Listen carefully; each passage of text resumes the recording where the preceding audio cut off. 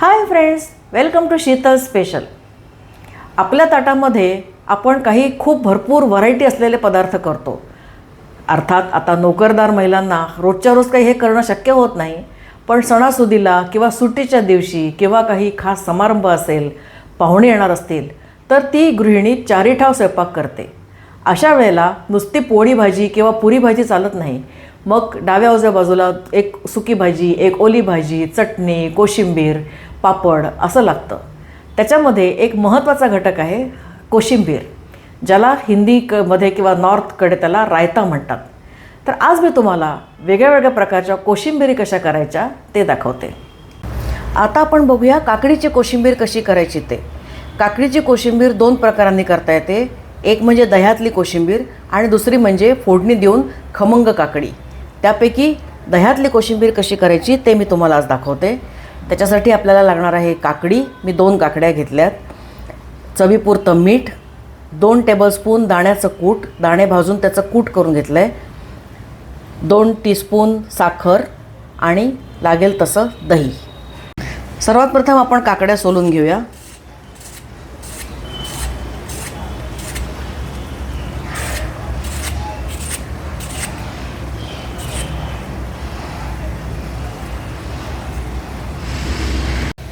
आपल्या दोन्ही काकड्या सोलून झालेल्या आहेत. आता आपल्याला किंचित कडेला कापून ते चाखून बघायची की कडू आहे का. पुष्कळ काकडी कडू निघते, मग पूर्ण कोशिंबीर कडू होते. जर कडू वाटली तर थोडासा भाग कापायचा, परत चाखून बघायचा, उरलेली वापरता येते. अख्खी काकडी टाकून द्यायची गरज नाही.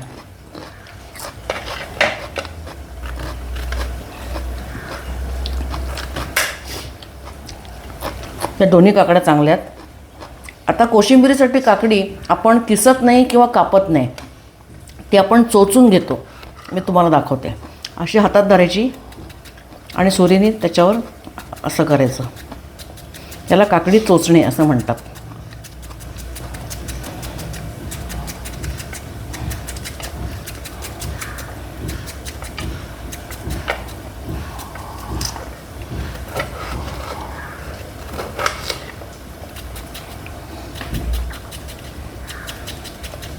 ही अगदी टिपिकल कोशिंबिरीसाठी काकडी चोचण्याची पद्धत आहे.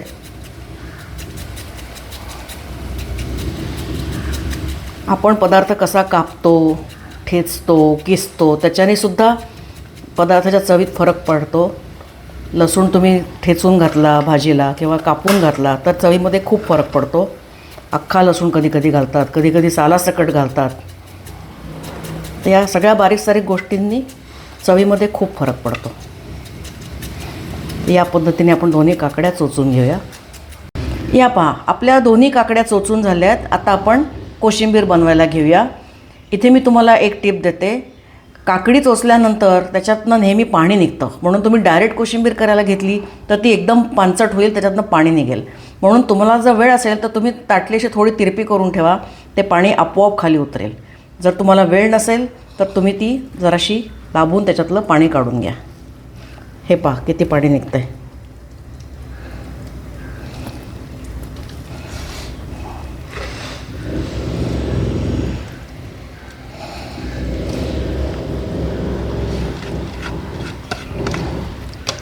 अशी पाणी काढून तुम्ही मग ती अगोदर करून ठेवली तरी त्याला पाणी सुटणार नाही.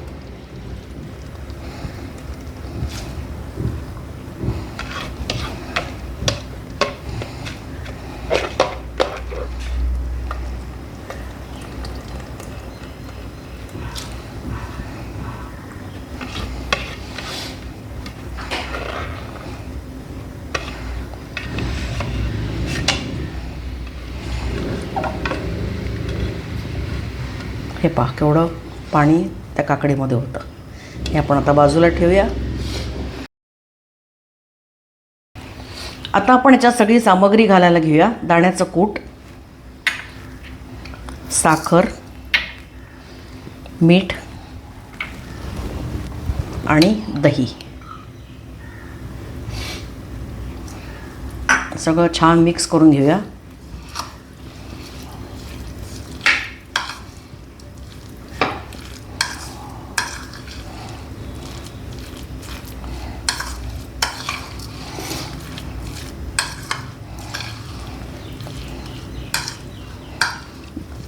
उन्हाळ्यात खास करून काकडीसारखी फळं खावी, त्याच्याने शरीराला थंडावा मिळतो. दही हे सगळं उन्हाळ्यात खूपच चांगलं. एरवी पण खावं, वर्षभर खावं, पण उन्हाळ्यात खास करून हे तब्येतीसाठी खूप चांगलं. म्हणून दह्यातल्या कोशिंबिरी आवर्जून कराव्यात. सगळं छान मिक्स झालेलं आहे आणि आपली काकडीची दह्यातली कोशिंबीर खायला तयार.